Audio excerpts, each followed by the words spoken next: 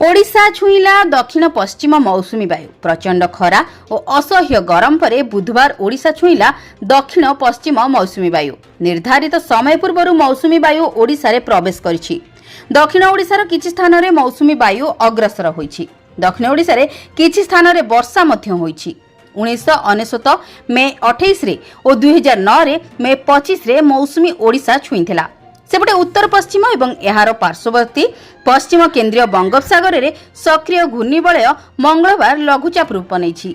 एहा 48 घंटा मध्य उत्तर रे गति करी अधिक घनीभूत होई पारे। लघुचाप प्रभाव रे आसंता 2 दिन पर्यंत राज्य रे विभिन्न अंचल रे प्रबल रु अति प्रबल वर्षा हेबो। परवर्ती 2 दिन वज्रपात सह प्रबल वर्षा होई पारे। एही समय घड़घड़ी सहित वर्षा संगकू घंटा प्रति 50 रु 60 किलोमीटर बेगरे पवन बही पारे।